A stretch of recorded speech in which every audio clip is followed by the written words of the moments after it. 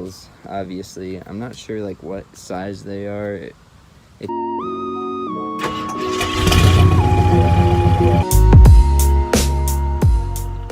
Hey, what's going on? My name's Garrett. So for those of you who don't know me, my name's Garrett. I'm 22 years old and I live in Michigan.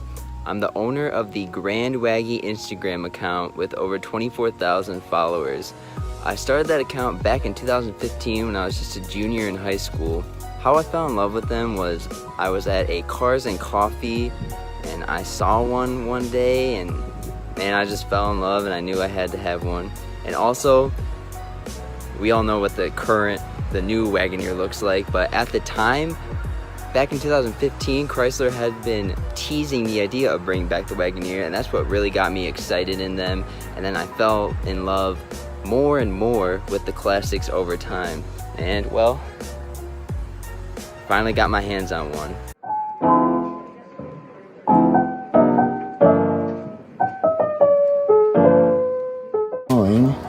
This massive grill.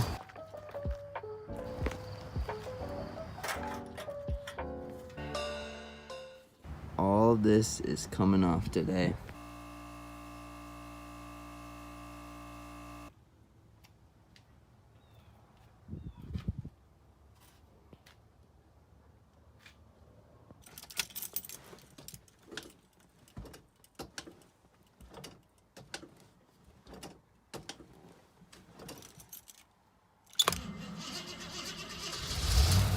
No way.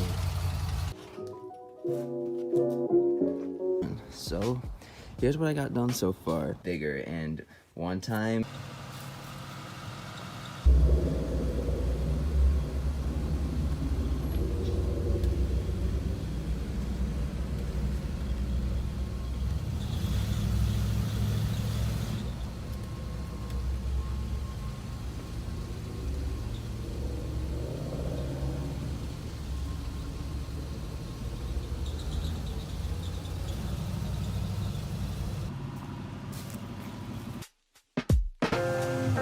you wanna go start the Jeep?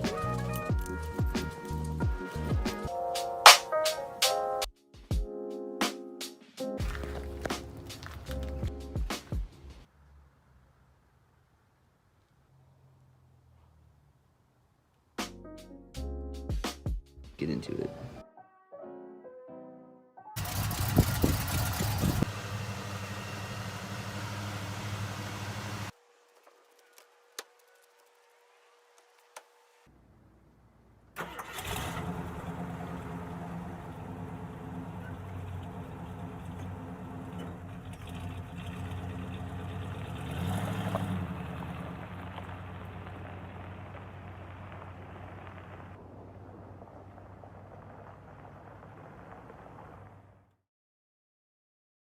The Jeep Wagoneer was introduced in 1962 for the 63 model year and really was the first ever SUV. It was known to be the first ever luxury 4x4 that went up against Land Rover, Ford, GM with their Chevy Suburban, and International with their Harvester.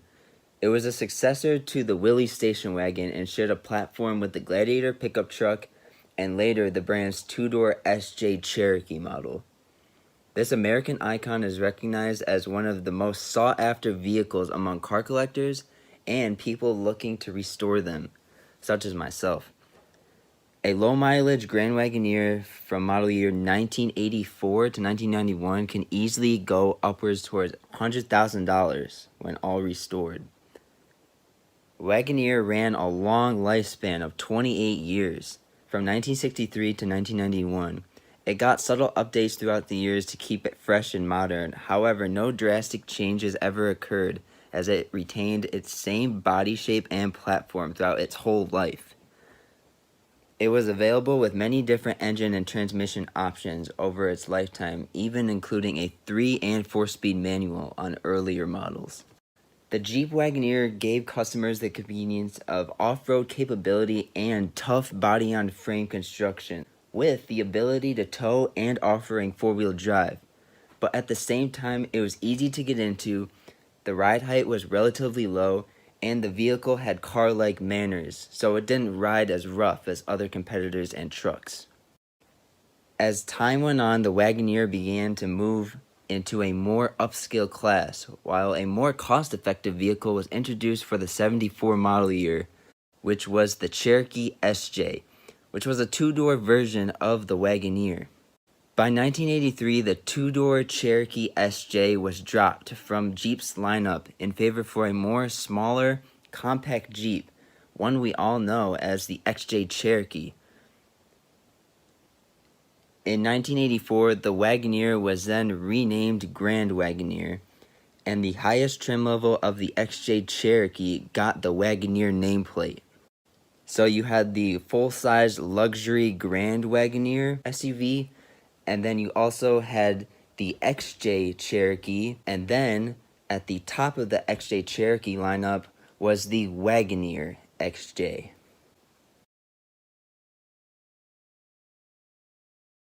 Towards the end of the century, the U.S. had experienced the 1990 oil price shock, and that was one of the causes leading to the discontinuation of Grand Wagoneer. On February 27, 1991, Chrysler announced the end of Grand Wagoneer due to soaring gas prices and new safety vehicle regulations. The fancy 4x4 may not be rolling off the assembly line today. However, Jeep purists around the world keep the legend well and alive. Thank you so much for watching. If you enjoyed this video, please give it a like and subscribe. I'm going to answer those questions. This,